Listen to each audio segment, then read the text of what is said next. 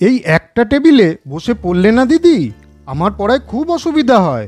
তুইও জোরে আওয়াজ করে পড়িস, আর আমিও জোরে আওয়াজ করে বই পড়ি। কারোরই পড়া ঠিক হয় না। তার জন্যই তো আমি প্রায় খাটে শুয়ে শুয়ে বই পড়ি। সেটা আবার মায়ের একদম পছন্দ না, খুব রাগারাগি করে। বলে শুয়ে শুয়ে মানুষ ঘুমায়, শুয়ে শুয়ে মানুষ পড়াশোনা করে নাকি। মা তো ঠিকই বলেছে, পড়াশোনার আদর্শ জায়গাই হলো চেয়ার টেবিলে বসে পড়াশোনা করা। তাতে পড়াটাও ভালো হয়, লেখালেখিটাও ভালো হয়।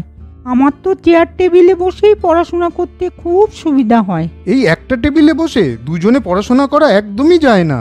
দেখ, টেবিলের পায়াটার রঙও উঠে গেছে, আবার কেমন খোসাও উঠছে। কোন সময় ভেঙে পড়বে দেখবি। পুরনোও তো হলো, আর টেবিলের বয়সও অনেক হয়েছে। ওই টেবিলে বসে আমরা আর পড়াশোনা করতে পারবো না রে দিদি।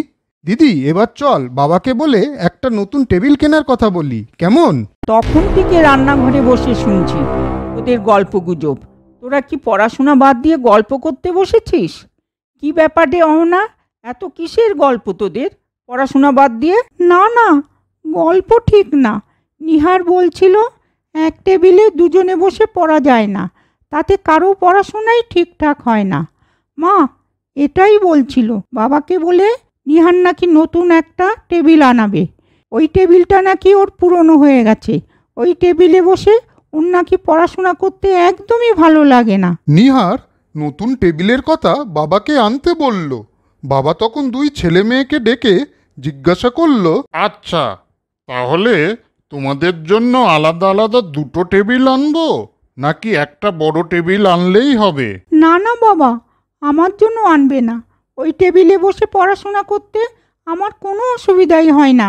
তুমি শুধু ভাইয়ের জন্যই একটা নতুন টেবিল নিয়ে আসবে। বাবা একটা নতুন টেবিল নিহারের পড়াশোনার জন্য নিয়ে আসলো। তারপর থেকে অহনা ও নিহার আলাদা আলাদা টেবিলে পড়াশোনা করতে বসতো।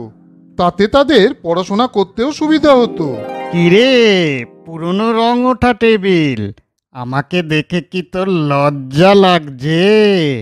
এখন আমি এসে গেছি তো, আমার সামনে তোকে আর একদম মানায় না। তোর তো বয়সও হয়েছে, এখন তোকে দেখলেও বাজে লাগে। তোর জায়গা এখন রান্নাঘরের এক কোনায়। নিহার দাদাকে বলবো দাঁড়া, তোকে রান্নাঘরে রেখে আসতে, কেমন? অহনা দিদি আমাকে খুব ভালোবাসে। অহনা দিদি যেখানেই আমাকে রাখবে আমি সেখানেই থাকবো, তাতেই আমার আনন্দ। এখন তো তুই অহনা দিদিকেই সাপোর্ট করে কথা বলবি। জানিস অহনা দিদি আমাকে সরিয়ে দেবে না, তাই না? বয়স তো হয়েছে, এবার এক কোনায় গিয়ে অবসর নে না। এইভাবেই দুটো টেবিল প্রায় সবসময় কথা বলতো। বেশ কিছুদিন পর নতুন টেবিলের একটা পায়া ভেঙে গেল। তাতে নতুন টেবিল খুব ভয় ও লজ্জা পেল। ভয় পেও না বন্ধু, কিসের এত লজ্জা? সব জিনিসই ক্ষয়ক্ষতি আছে। হয়তো তোমার টেবিলের কাঠের কোয়ালিটি একটু খারাপ ছিল, তাতেই এরকম হয়েছে। তাতে তোমার কোনো হাত নেই বন্ধু। তুমি কত সুন্দর করে আমায় বুঝিয়ে বললে, শুনেও শান্তি পেলাম। আর আমি তোমাকে কত কথাই না শুনিয়েছি। ওই যে তুমি বললে না আমি এখন অনেক পুরনো হয়ে গেছি, তাই পুরনো জিনিসের না একটু বুদ্ধি বিবেচনা নতুনদের থেকে না অনেক বেশি থাকে, তাই আমি বললাম। আমাকে তুমি ক্ষমা করে দিও বন্ধু। আমার কথার জন্য তুমি একদম দুঃখ পেও না, কেমন? না না, একদমই না বন্ধু। তাহলে দেখলে তো বন্ধুরা, পুরনো জিনিসের কদর সবসময় করা উচিত, কখনো তাদের বাদ দেবে না, কেমন? বন্ধুরা, এইবার তোমাদের জন্য মজাদার দুটো প্রশ্ন আছে। বলো তো, অহনার বাবা কটা টেবিল কিনে এনেছিল? আর নতুন আর পুরনো টেবিলের মধ্যে কোন টেবিলটার পায়া ভেঙে গেছিল? উত্তর দুটো যদি জানা থাকে এক্ষুনি কমেন্ট করে জানাও বন্ধুরা। বন্ধুরা, গল্পটা তোমাদের কেমন লাগলো?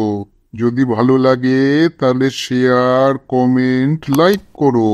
আর সাবস্ক্রাইব আর বেল আইকন প্রেস করতে ভুলো না কিন্তু। আজ চলি বন্ধুরা, পরে আবার দেখা হবে। তোমরা ভালো মতন থেকো কিন্তু।